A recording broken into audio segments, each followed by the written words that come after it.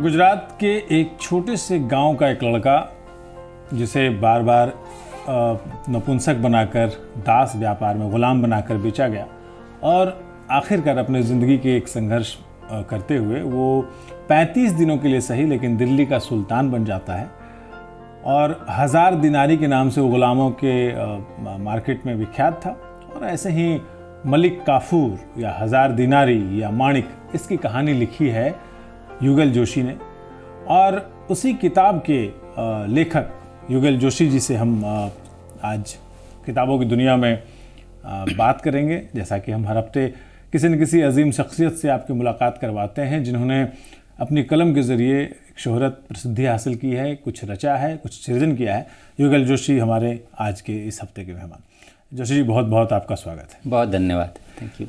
सबसे पहले तो मैं दर्शकों को ये दिखाना चाहता हूँ, ये अग्निकाल ये किताब है जो माणिक या 1000 दिनारी या मलिक काफूर जिसका मैं जिक्र कर रहा हूँ वो इसी किताब में पेंगुइन से छपी हुई किताब है।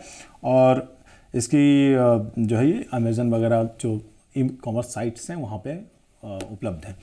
जोशी जी, इस किताब का जो कि एक बहुत ही बुनियादी सवाल है, आइडिया कैसे आया? क्योंकि इतिहास है और इसमें बहुत ज़्यादा कल्पना की गुंजाइश नहीं थी, फिर भी कितनी कल्पना है और कितना इतिहास है?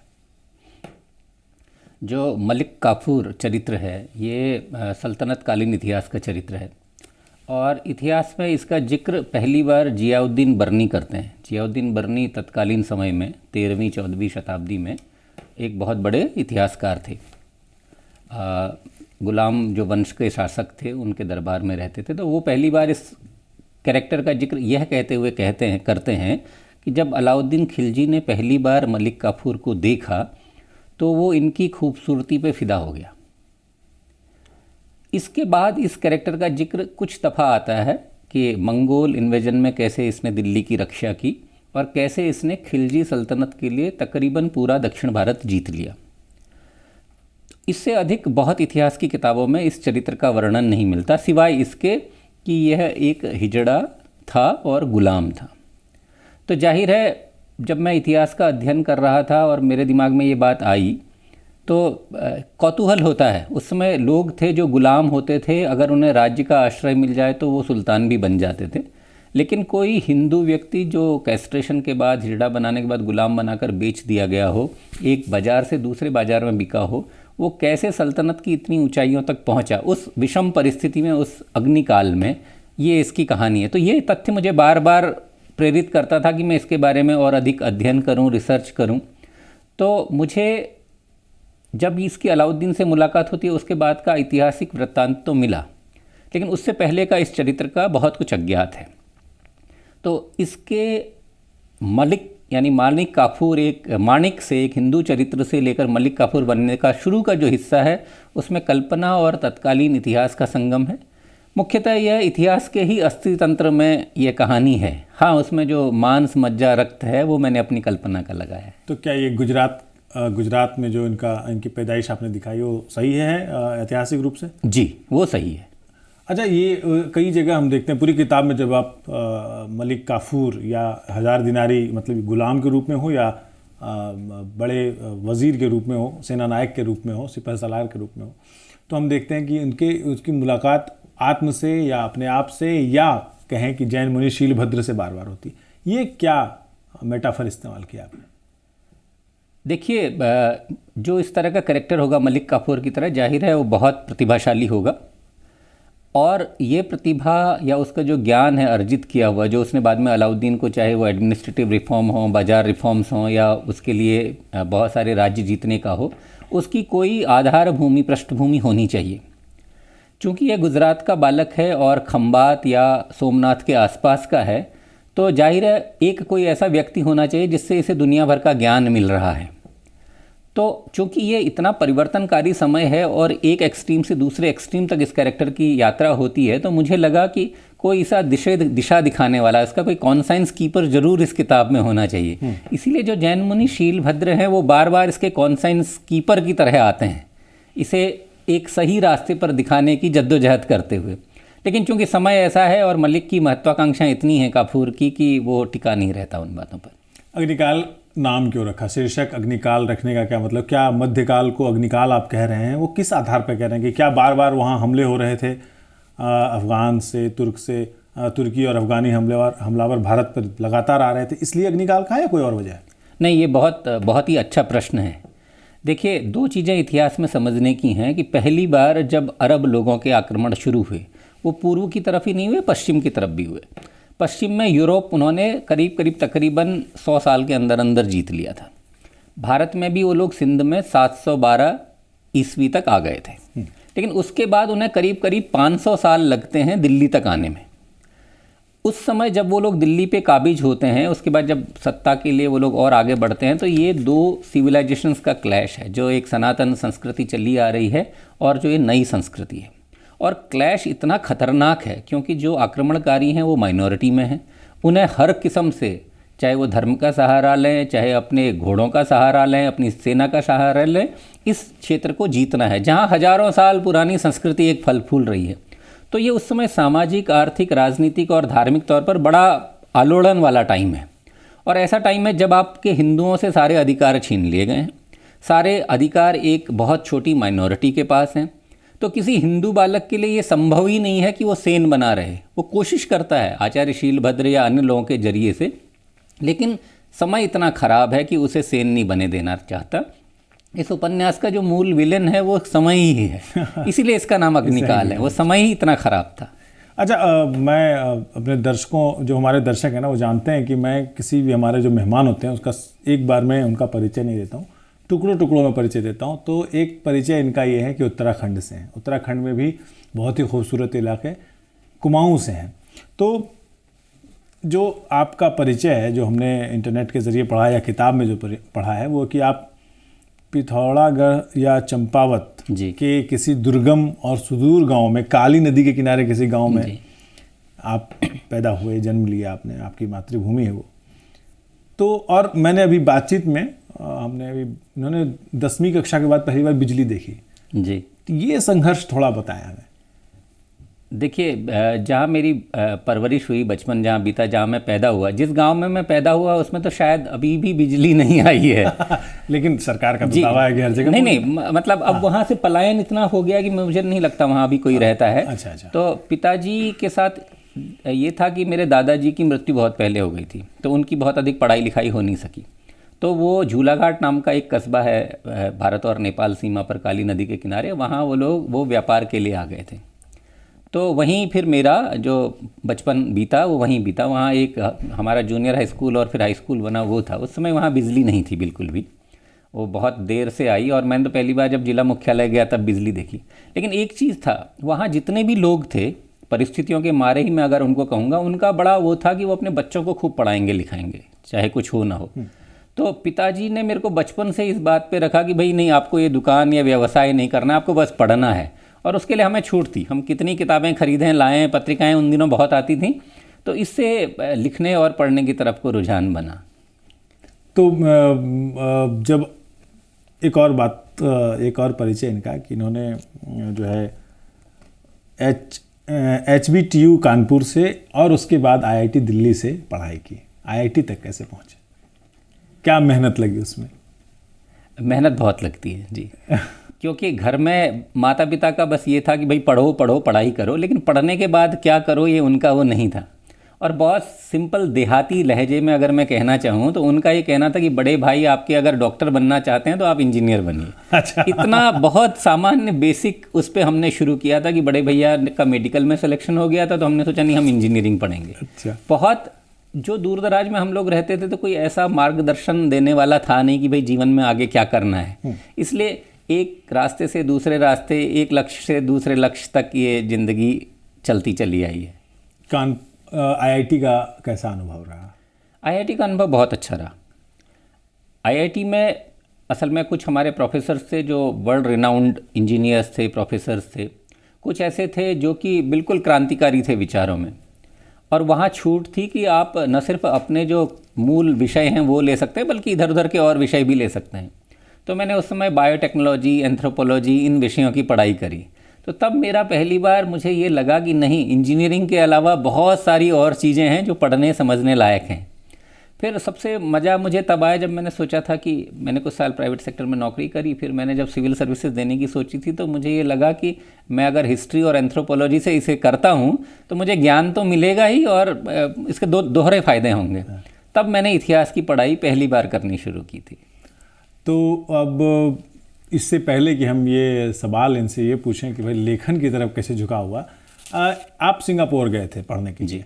सिंगापुर और उत्तराखंड और ख़ास करके अगर दिल्ली, IIT दिल्ली में आप रहे, तो मैं 3 आप पायदान देखता हूँ, गांव चंपावत वाला, पिथौरागढ़ वाला, दिल्ली का डेवलपमेंट और फिर सिंगापुर। कैसे देखते हैं उसको? ये करीब करीब मलिक काफूर वाली कहानी हो जाती है। कैस्ट्रेशन वगैरह नहीं हुआ, लेकिन देखिए झूलाघाट तो बिल्कुल गांव था। आप उस समय का अगर सोमनाथ, तो उसमें मेरे को लगता है बहुत भव्य था और बहुत विकसित रहा होगा मध्यकाल में, लेकिन झूलाघाट ऐसा था कि जहाँ संस्कृति से परिचय सिर्फ रामलीलाओं के माध्यम से होता था और बाकी किताबें और पत्रिकाएं थी। लेकिन अच्छी चीज़ ये थी कि वो इतनी क्लोज निट सोसाइटी थी कि जहाँ अगर होली होती है तो वो एक महीने तक होली गाई जाती थी। दिवाली अगर होती है तो सब लोग वहाँ, अलग अलग तरीके के लोग रहते थे, नेपाली लोग थे, कुमाऊनी लोग थे और वहीं के जो लोग थे, हम लोग तो थोड़ा दूर से आए थे, और उनमें आपस में इतना गहरा सामंजस्य था। तो जो कोहेजन होता है ना, सोशल कोहेजन और जड़ों से जुड़े रहने वाली जो ताकत मिलती है, वो झूलाघाट से मिली।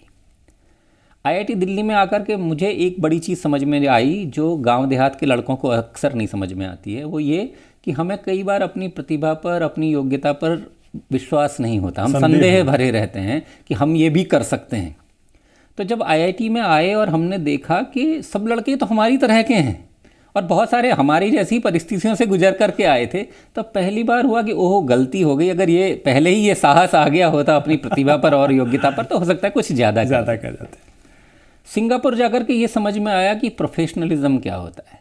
चीज़ें अगर करनी है, चीज़ें अगर इम्प्लीमेंट करनी है, तो किस तरह बिल्कुल आप बहुत ब्यौरे में, विस्तार में जाकर के चीज़ें करते हैं, और डिसिप्लिन किसे कहते हैं, प्लानिंग किसे कहते हैं, और प्रोफेशनलिज्म क्या होता है, ये सिंगापुर जाकर सीखने को मिला। खासकर सिंगापुर की जो वाटर स्टोरी है, जो मेरी पहली किताब है सिंगापुर वाटर स्टोरी, वो ये बताती है कि कोई देश पानी को कितना महत्व देता है और पानी के आधार पर वो विकासशील से विकसित देश कैसे बन सकता है। मैं ये सवाल आने ही वाला था। इन्होंने सिंगापुर वाटर स्टोरी नाम की एक किताब लिखी है जो 5 भाषाओं में अनुदित हुई है। अच्छा, पानी से जुड़ा हुआ, आप DWS के निदेशक भी रहे हैं जी, तो उस कार्यक्रम के बारे में भी थोड़ा दर्शकों को अगर बता दें आप कि क्या उसकी कामयाबी रही है, कहाँ तक पहुँचा है मामला।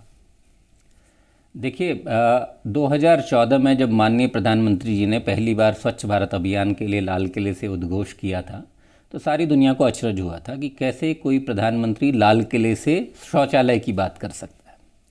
लेकिन बहुत लोग अब इस बात को स्मृत करते हैं या नहीं करते हैं। उस समय पूरी दुनिया में 100 करोड़ लोग ऐसे थे जो खुले में शौच के लिए जाते थे। उसमें से 60% आबादी भारतीयों की थी। मतलब आज़ादी के इतने साल बाद भी करीब 60 करोड़ लोग खुले में शौच के लिए जा रहे थे। इसके पर्यावरणीय जो परिणाम हैं वो तो होते ही हैं, लेकिन साथ में गांव में माताओं बहनों की इज्जत, बच्चियों का स्कूल न जाना और भी तमाम तरह के मुद्दे इस चीज़ से जुड़े हुए हैं। तो पहली बार प्रधानमंत्री जी ने ये बात देश के सामने रखी और एक निर्धारित कार्यक्रम के अंतर्गत रखी कि क्यों नहीं 5 साल में हम पूरे देश में शौचालय बना सकते हैं। न सिर्फ बना सकते हैं बल्कि लोगों को प्रेरित कर सकते हैं कि वह इसकी तरफ को, इसका इस्तेमाल भी करें। बनाने के बाद सरकार ने इसके लिए एक अनुदान राशि भी दी थी, लेकिन सबसे बड़ी ये चीज़ थी कि व्यवहार परिवर्तन उनका कैसा हो। और इन 5 वर्षों में 2014 से 2019 के बीच में भारत में करीब करीब 10 करोड़ से ऊपर टॉयलेट बनाए गए। जब ये कहानी दुनिया में किसी को भी सुनाई जाती है तो वो लोग बड़ा हैरान हो जाते हैं। और प्रधानमंत्री जी, इसको हम उनको कहते हैं कम्युनिकेटर इन चीफ थे। आप उनके शुरुआती मन की बात देख लीजिए, कितने ही प्रोग्राम देख लीजिए, उन्होंने हर जगह जाकर इस बात की तस्दीक दी और लोगों को प्रेरित किया कि नहीं, शौचालय क्यों होने चाहिए और उनका क्यों प्रयोग किया जाना चाहिए। तो मेरे हिसाब से ये एक तरह का बड़ा जन आंदोलन बना। और मैं तो इसको कहूँगा कि एक अमेरिका में एक चीज़ है BHAG, बिग हेयरी ऑडेसियस गोल। जब कैनेडी साहब ने 1960s में बोला कि हम लोग 10 साल में आदमी को चांद पर पहुंचा देंगे, ये एक उसी तरह का कार्यक्रम बना और बहुत सफल हुआ। अब इसकी चुनौती है कि इसे सस्टेन कैसे किया जाए, इसको और आगे कैसे बढ़ाया जाए, और क्षेत्रों में कैसे स्वच्छता लाई जाए। अच्छा, आप अभी हम लोग जब पर्यावरण की बात कर रहे थे, पानी का कैसे इस्तेमाल कर सकते हैं। दिल्ली के लोगों की एक आदत है कि पेड़ अपने घर के आगे की जो हरा पेड़ है उसको काटेंगे पार्किंग के लिए और हरियाली देखने उत्तराखंड जाएंगे। उस पर भी कुछ बता दीजिए आप। देखिए, पानी के बारे में कुछ बहुत बहुत आधारभूत चीज़ें हैं। जब हम लोग पहली क्लास में या घर में पढ़ते हैं कि भाई पानी बड़ा अनमोल चीज़ है। आदमी को जीने के लिए जो चीज़ चाहिए, 3 चीज़ों में से पहली साफ़ हवा चाहिए, दूसरा साफ़ पानी चाहिए, तीसरा खाना चाहिए। तो पानी का सीधे सीधे हमारे सर्वाइवल से उसका जुड़ाव है। लेकिन लोगों को यह बात समझनी चाहिए कि इस सृष्टि में पानी एक ही बार बना, कई लाखों साल पहले एक बार पानी बना, उसके बाद पानी बना नहीं दोबारा। तो आज हम जो पानी पीते हैं वही पानी डायनासोर भी पीता था, है ना। ये समझने वाली बात है कि 7 करोड़ साल पहले जो पानी डायनासोर पी रहा था वही पानी हम भी पी रहे थे। तो पानी का तो चक्र होता है, पहले बादलों से नीचे आता है, नीचे सब चीज़ से मिलता है, गंदगी से, शौच से भी मिलता है, हर चीज़ से, फिर ये जलाशयों में जाता है, फिर सूरज की गर्मी से फिर ऊपर बादल बनता है। तो पानी कभी एक ही बार बना, लेकिन अब ये रिसाइकल होके आता है। तो सर्कुलर इकोनॉमी का, सर्कुलरिटी का इससे अच्छा उदाहरण नहीं मिल सकता। लेकिन अगर मैं दिल्ली के किसी बहुत पढ़े लिखे आदमी को भी प्रश्न करूं कि आपके वॉशरूम का पानी अगर मैं साफ कर दूं, पीने योग्य बना दूं, और क्या आप इसे पियोगे, तो एकदम ना कर देगा। सही बात है, एकदम ना कर देगा, पढ़ा लिखा आदमी भी। जबकि उसे पता है बारिश का पानी तो नीचे आता है, हर चीज़ में मिलता है, फिर ऊपर जाता है, मैं उसे पीता हूँ। तो ये पानी का मोल समझने वाली बात है कि ट्रीटेड वाटर, यूज्ड वाटर, पानी को हम लोग अगर वेस्ट वाटर कहते हैं तो ये हमारी नादानी है। हम उसे यूज्ड वाटर कहें और इसका दोबारा इस्तेमाल करें। आज अगर सरकार हर घर में 55 लीटर पर कैपिटा पानी देने जा रही है, तो सोचिए भारत की आबादी 140 करोड़ है, कितना पानी हम घरों में देंगे, वो पानी आएगा कहाँ से, उसका सोर्स कहाँ से होगा। और जो इस्तेमाल किया हुआ पानी है, इसे हम दोबारा इस्तेमाल करने लायक नहीं बनाएंगे तो हमें फिर पानी के लिए बहुत बड़ा मोल चुकाना पड़ेगा। Joshi ji, Ram the soul of time, ये आपकी एक और किताब है। मुझे ऐसा लग रहा है, उसके शीर्षक से मैंने किताब पढ़ी तो नहीं है ये वाली, लेकिन कि भगवान राम पर है जी। भगवान राम पे वाल्मीकि और तुलसीदास के अलावा, मतलब मुझे लगता है हिंदी साहित्य और तमाम भारतीय भाषाओं में कम से कम 10-20 हज़ार किताबें तो लिखी जा चुकी होंगी। एक और किताब, इसमें ऐसी क्या खास बात थी कि हमारे रीडर को लगे कि ये किताब तो पढ़नी चाहिए? देखिए, किसी भी लेखक के लिए 2 चीज़ें होती हैं। एक, पहले तो एक हर लेखक समझता है कि मैंने जो लिखा है वो बड़ा दिव्य है। दूसरा, उसका मोल समझे ना समझे। दूसरी है, भगवान राम के चरित्र के बारे में तुलसीदास जी ने बालकांड में बहुत शुरू में कहा है कि राम की कथा का अंत हो ही नहीं सकता, जिसने जैसा समझा, जैसे किया वैसे उसने गाया। इसीलिए वो क्षमा भी मांगते हैं तुलसीदास जी कि भाई मैं अपनी अकल के हिसाब से जितना कह रहा हूँ, विद्वान जन मुझे क्षमा करें, तो मैं पहले ही क्षमा मांग लेता हूँ अपनी किताब Ram the soul of time के लिए। मैंने इसमें राम का मानवीय रूप दिखाया है।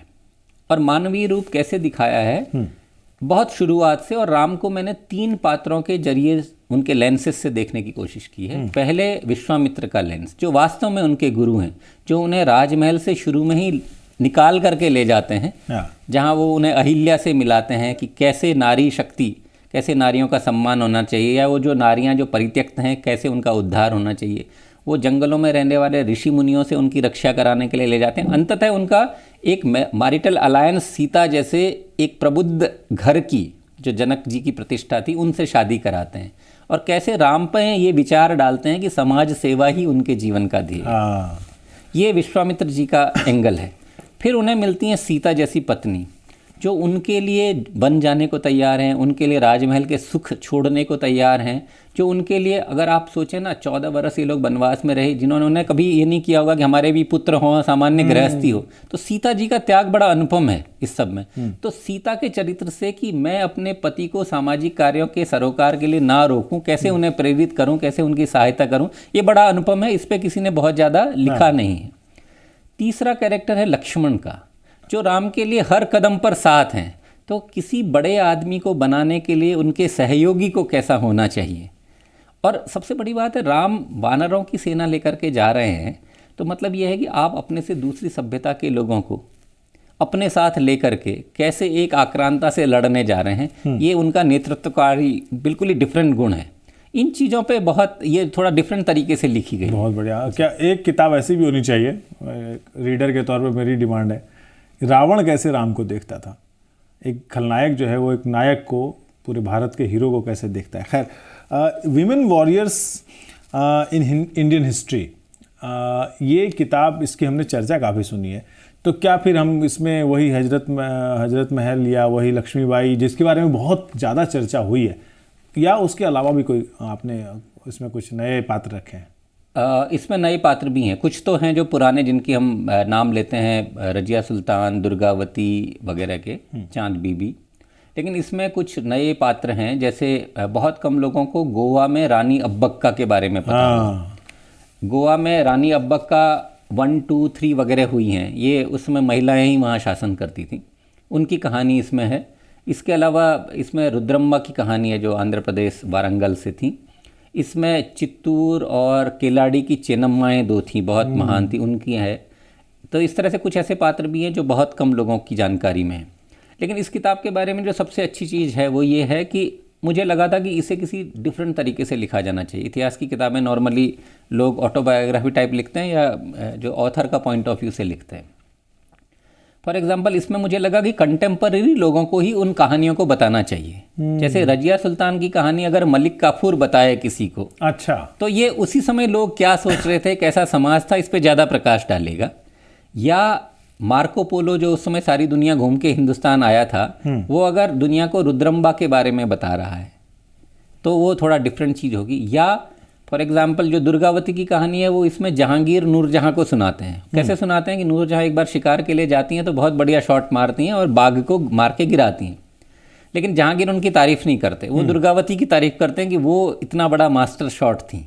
तो इस तरह से कहानियाँ तत्कालीन कैरेक्टर्स से ही नरेट की गई हैं। तो ये किताब थोड़ी डिफरेंट, और मुझे लगता है जो खासकर 11वीं 12वीं में पढ़ने वाले या अंडर ग्रेजुएट स्टूडेंट हैं उनके लिए ये किताब इतिहास को समझने में सहायक सिद्ध होगी। एक माइथोलॉजिकल मदर्स भी है जी, boons and curses the legend of ये किताब, मतलब मैं देख रहा हूँ महिला किरदारों पे आपने किताबें ज़्यादा लिखी हैं, यहाँ तक कि अग्निकाल में जो इनकी महिला किरदार हैं कई सारे, वो भी काफ़ी मजबूत हैं। तो माइथोलॉजिकल मदर्स के बारे में किन किन, क्या कुंती हैं, द्रौपदी हैं, ऐसी महिलाएं हैं या? जी, माइथोलॉजिकल मदर का जो पूरा कहानी है वो इस चीज़ से शुरू होता है कि जो महाभारत की लड़ाई 18 दिन चली, उसके बाद जब पांडवों को राज्य मिल गया, उसके बाद भी पांडव संतुष्ट नहीं थे। तो इस बात से कुंती बहुत बेचैन थी कि मेरी जीवन भर की इनके पीछे की तपस्या क्या व्यर्थ चली गई। अच्छा। तो एक माँ को कभी कभी ये अगर संतान उसके लायक ना निकले या मन मुताबिक ना आए तो ये भ्रम होना स्वाभाविक है। तो वो श्री कृष्ण को याद करती हैं कि क्या एक माँ का उद्देश्य है और माँ को किस चीज़ में संतुष्ट होना चाहिए या नहीं होना चाहिए। तब श्री कृष्ण उनकी ये दूर करते हैं उनकी दुविधा। वो उन्हें बताते हैं कहानी, देवताओं की माता अदिति, दैत्यों की माता दिति से लेकर के सूर्य भगवान की जो 2 पत्नियां थी, संजना और छाया, उनकी बड़ी रोचक कहानी है। बृहस्पति की पत्नी तारा, इसी तरह सुग्रीव और बाली की पत्नी तारा। शूर्पणखा भी इसमें एक माता के रूप में है। शूर्पणखा का भी एक लड़का है जिसका रामायण में बहुत इंपॉर्टेंट रोल है, लेकिन उसके बारे में बहुत कम लोगों को जानकारी है। हाँ। इसी तरह से रामायण कालीन माताएं हैं और महाभारत कालीन माताएं हैं, तो उनको लेकर के ये इस तरह से कहानी बुनी गई है कि माताओं के विभिन्न जो आयाम हैं, हाँ, वो श्री कृष्ण कुंती के सामने रखते हैं। अरे क्या बात है। मैं एक सवाल और जो है, वापस अग्निकाल पे आते हैं। इन्होंने अपनी अभी तक की जितनी भी किताबें लिखी हैं वो अंग्रेजी में लिखी हैं। अग्निकाल हिंदी में आई, क्यों आई? हिंदी में क्यों आई? ये भी तो अंग्रेजी में आ सकती थी। 2 बातें तो मैं स्वीकार करूंगा यहाँ पर। पहली, मेरी पैदाइश हिंदी क्षेत्र में हुई थी, बोलना चालना सारी भाषा हिंदी ही है। अच्छा। लेकिन कहीं दिमाग में ये बात थी कि नहीं, आप अंग्रेजी दां होंगे, अंग्रेजी में किताबें लिखेंगे तो आपका जल्दी नाम हो जाएगा शायद। और दूसरी, मेरी पढ़ाई लिखाई हुई थी टेक्नोलॉजी और इंजीनियरिंग की, तो उस बात वास्ते मुझे लगा था कि शायद अंग्रेजी में लिखना और अंग्रेजी में प्रकाशकों तक पहुँचना कुछ ज़्यादा आसान है। लेकिन जब मैंने मलिक काफूर की कहानी शुरू की और शुरू में कुछ हिस्से इसके अंग्रेजी में ही लिखे, तब मुझे सहसा लगा कि नहीं, मैं दिल की बात नहीं कह पा रहा हूँ। दिल की बात मैं अपनी भाषा में, अपनी ज़ुबान में ही कह सकता हूँ। और ये दौर इतना कठिन था, उस समय लोग गुजराती बोलते थे, हिंदी भाषा बड़े अपने प्रारंभिक दिनों में आ रही थी, तो विभिन्न जगहों पे विभिन्न बोलियाँ थीं। भारत में तुर्क लोग तुर्की और फ़ारसी लोग फारसी भाषा लेकर के आ रहे थे हमलावर जो लोग थे, तो बड़ा डिफरेंट चर्निंग पॉइंट था जहाँ कोई एक दूसरे की भाषा समान तरह से नहीं बोलता था। तब मुझे लगा कि हिंदुस्तानी में, हिंदी में और कुछ उर्दू फारसी के शब्दों के साथ इस किताब के साथ अधिक न्याय होगा।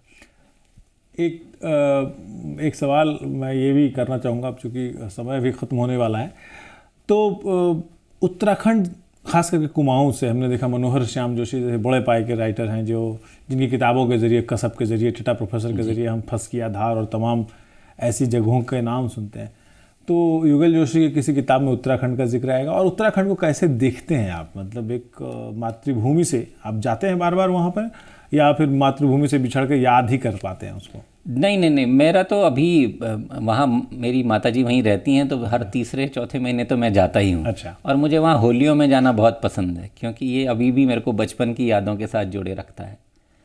इस किताब में अग्निकाल में भी उत्तराखंड के एक बहुत प्रचलित शब्द डाला गया है, उसको कहते हैं शिबो शिब। शिबो शिब होता है कि अरे भगवान, मतलब जब हम किसी पात्र के प्रति अपनी बहुत करुणा दिखाते हैं कि इसके साथ क्या हो गया, बेचारगी वाला भाव दिखाते हैं, तब शिबो शिब का भाव आता है। वो मैंने एक जगह इस पुस्तक में यूज किया है, क्योंकि जो लोग इसके चाहने वाले हैं कैरेक्टर के, वो उसको चाहते हैं कि वैसा ही मासूम भोला बना रहे। दूसरा सवाल आपका था कि उत्तराखंड पे कभी कुछ लिखेंगे, तो ज़रूर लिखेंगे। मैंने कुछ कहानियाँ अभी लिखी हैं उत्तराखंड को ही केंद्र में रखते हुए, वहाँ की जीवन जो स्थिति है उसको रखते हुए, खासकर वो भी महिलाओं पर ही आधारित हैं अधिकतर। तो भगवान ने चाहा तो जल्दी ही प्रकाशित होंगी। भगवान, अच्छा, मतलब अभी कोई प्रेस में जाने वाली किताब, तैयार किताब जो हम कहें कि दर्शकों की अगले कुछ समय में इनकी ये किताब आने वाली है? मैं कालिदास पर एक किताब लिख रहा हूँ। ये किताब मुझे लगता है या तो इस साल के अंत तक या अगले साल तक आ जाएगी। तो युगल जोशी जी के साथ हमारी जो बातचीत है, इसको आप, एक तो सबसे पहली बात कि ये अग्निकाल, जिन भी साहित्य के छात्र हैं या सामान्य पाठक भी हैं, उनको ये अग्निकाल इसलिए पढ़नी चाहिए क्योंकि ये आजकल के जो उपन्यासकार हैं, मैं आड़े हाथों लेता हुआ कह रहा हूँ, वो लंबी कहानियाँ लिख देते हैं और कहते हैं ये उपन्यास। ये इस उपन्यास में क्षेपक भी है, इसमें परतें हैं, इसमें तहें हैं, इसमें इतिहास है, इसमें कथ्य है, इमोशनल आर्क है मलिक काफूर की ज़िंदगी का, जहाँ माणिक से लेकर के वो गुलाम 1000 दिनारी बनता है और फिर आखिर 35 दिन के लिए दिल्ली का सुल्तान भी बन बैठता है। अलाउद्दीन खिलजी को अर्थशास्त्र का, एक छोटा सा सवाल, अर्थशास्त्र वाला क्या वाकया सही में हुआ था ये, या लेखक ने अपने मन से डाला कि चाणक्य के अर्थशास्त्र के जरिए अलाउद्दीन खिलजी को सिखाएगा कि मार्केट पे कुछ नियम लगा? एक अंग्रेज इतिहासकार ने एक ये बात लिखी है, मैंने एक इतिहास की किताब में उनसे पढ़ा था कि जो अलाउद्दीन खिलजी के मार्केट रिफॉर्म्स थे, बाजार में जो उसके सुधार थे, वो चाणक्य के अर्थशास्त्र से बहुत अधिक प्रभावित है। अच्छा, ये तथ्य है। उस समय अलाउद्दीन को कौन ऐसी बातें बताता? उसके दरबार में कोई ऐसा नहीं था अमीर खुसरो साहब के अलावा जो शायद उनको ये चीज़ें बता सकता था। लेकिन अमीर खुसरो को कहीं भी हम लोग बहुत बड़े अर्थशास्त्री के रूप में नहीं जानते हैं। और जो मेरा पात्र है वो बचपन में ही खंभात, सोमनाथ ऐसी जगहों से आया है जहाँ विदेशी व्यापार बहुत अधिक होता था, तो वो व्यापार की बारीकियाँ समझता था। तो तब मुझे लगा कि यही एक ऐसा पात्र हो सकता है जो अलाउद्दीन को मार्केट रिफॉर्म्स के लिए प्रेरित करे। तो अगर जो इतिहास के विद्यार्थी होंगे वो जानते होंगे कि अलाउद्दीन खिलजी के जीवन की सबसे बड़ी जो युद्ध के अलावा जो बड़ी चीज़ें हैं उनमें से एक है मार्केट रिफॉर्म्स, और उसका बहुत बड़े पैमाने पर जिक्र किया गया है इस किताब में। तो इस इतिहास पर आधारित इस किताब को, उपन्यास को आप ज़रूर पढ़ें। पेंगुइन ने प्रकाशित की है और जैसा मैंने शुरू में कहा सभी ई कॉमर्स साइट्स पे उपलब्ध है। और युगल जोशी जी के इस किताब को पढ़ने के बाद कैसा लगा वो आप हमें वीडियो के इस कमेंट में डालें, हम उन तक पहुंचा देंगे। बहुत धन्यवाद जोशी जी, आप हमारे स्टूडियो आए, बहुत बहुत शुक्रिया आपका। अगले हफ्ते फिर मिलेंगे किसी ऐसे ही नामचीन शख्सियत के साथ, किसी राइटर के साथ, लेखक के साथ, जिन्होंने अपनी कलम से समाज में परिवर्तन लाने की कोशिश की है या अपने एक सृजन का नया संसार खड़ा किया है। दीजिए इजाज़त मंजीत ठाकुर को और हमारी पूरी टीम को। नमस्कार।